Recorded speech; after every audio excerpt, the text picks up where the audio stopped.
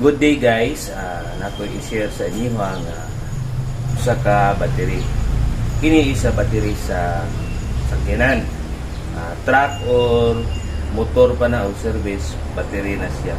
Ang purpose aning battery guys, during wala pa muandar ang makina, siya naga-supply o current dito sa mga lights, all electrical use kurente sa tuang battery.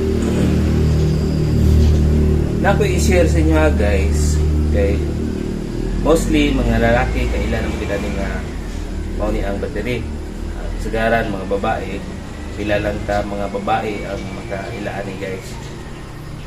Ang purpose ni is muhatag og kurente dito sa ato ang mga lights, uban pang mga motor nga mugana sa atong sakyanan during off pa ang engine.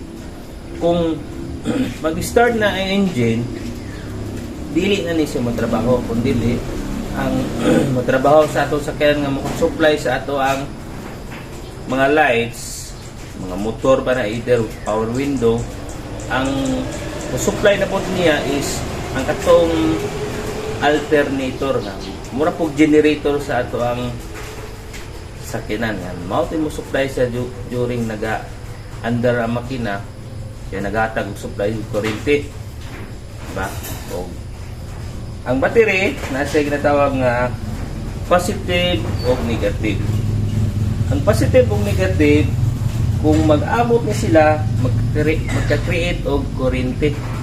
Mo na mo spark, mo na magka-kuryente kay nag-abot ang duha. Ang posting positive is dako gina siya. Ang posting ni negative is gamay. Mao ni ang posting positive, mo ni posting negative. Makita ninyo nga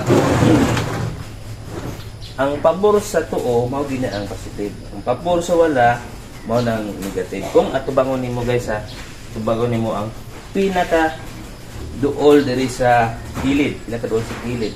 Mao ni ang positive, mao ni negative.